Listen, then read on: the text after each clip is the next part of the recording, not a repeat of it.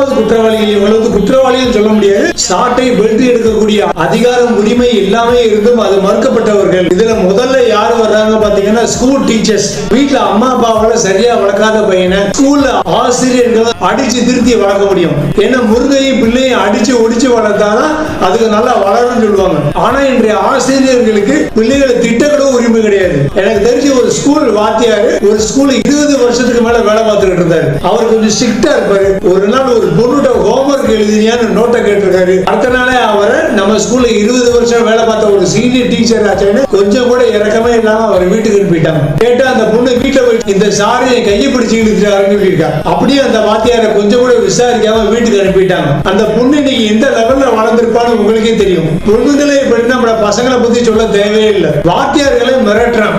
முந்தி நம்ம தான் இன்னைக்கு ஹோம்வொர்க் எழுதலையே சரியா படிக்கலையே ஸ்கூலுக்கு போக பயப்படுவோம். தப்பு செஞ்ச ஸ்கூலுக்கு போக பயப்படுவோம். ஆனா இன்னைக்கு வாத்தியார்கள் ஸ்கூலுக்கு வரதுக்கு பயப்படுறாங்க. ஏன்னா இன்னைக்கு பசங்க அப்படி தற்கொலைகளா இருக்காங்க. என்றைக்கு ஆசிரியர்கள் சாட்டையை எடுக்க பெல்ட் எடுக்க பெறப்படுக்க மறுக்கப்படுகிறார்களோ அந்த சமுதாயத்தினுடைய அழிவு அன்னையில இருந்து ஆரம்பிக்குது. ஒரு குறிப்பிட்ட வயசுக்கு மேல உள்ள பசங்கிட்ட ரொம்ப பணிஞ்சு பேச வேண்டியதா இருக்கு. அதுக்கு மேல ரொம்ப ஸ்ட்ரிக்டா நடவடிக்கை எடுத்தா ஆனுவல் டே அன்னைக்கு அவங்க திருப்பி வாத்தியார் அவங்க எங்கேயாவது ஒதுக்குப்புறமா கூட்டு போய் சம்பவம் பண்ணிடுறாங்க.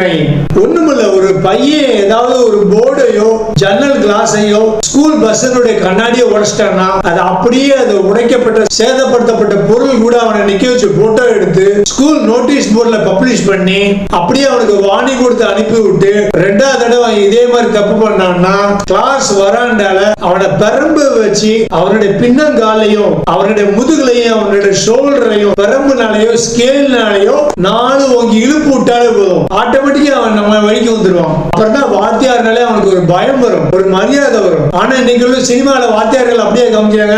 முந்தைய காலத்து பாத்தீங்கன்னா எம்ஜிஆர் சிவாஜி ரஜினினா காலேஜ் ப்ரொஃபசர்ஸ் ஸ்கூல் வாத்தியாரா காமிச்சுட்டு இருந்தாங்க. ஆனா இன்னைக்கு எந்த நடிகர் ஸ்கூல் வாத்தியாரா நடிக்கிறாரு, காலேஜ் வாத்தியாரா நடிக்கிறாரு. அப்படியே வாத்தியாரா நடிச்சாலும் மாஸ்டர் மாதிரி படங்கள்ல அந்த வாத்தியார் குடிச்சிட்டு காலேஜுக்கு வர்ற மாதிரி தான் காமிக்கிறாங்க. அப்புறம் எப்படி பசங்களுக்கு வாத்தியார் மேல மதிப்பும் மரியாதையும் பயமும் வரும்? சோ முதல்ல இந்த ஆசிரியர்களுக்கு காலேஜ் ப்ரொஃபசர்களுக்கு பெல்ட் எடுக்கக்கூடிய சாட்டை எடுக்கக்கூடிய அதிகாரத்தை கொடுங்க. ஆட்டோமேட்டிக்கா அந்த பசங்க வெளிக்கு வந்துடுவாங்க. நாளைக்கு நல்ல ஒரு குடிமகனா வளருவான் அந்த பையன். ஆசிரியர்களை பார்த்து வணங்கவும் செய்வான், அவருக்கு பயப்படவும் செய்வான், அவருக்கு மரியாதை கொடுக்கவும் செய்வான். யாரை எந்த இடத்துல வைக்கணுமோ அவங்கள அந்த இடத்துல வச்சு அவங்களுக்கு தேவையான மதிப்பையும் மரியாதையும் கொடுங்க. இந்த சொசைட்டியில் உள்ள வருங்கால சமுதாயத்து பிள்ளைகள் நல்லா வளருவாங்க.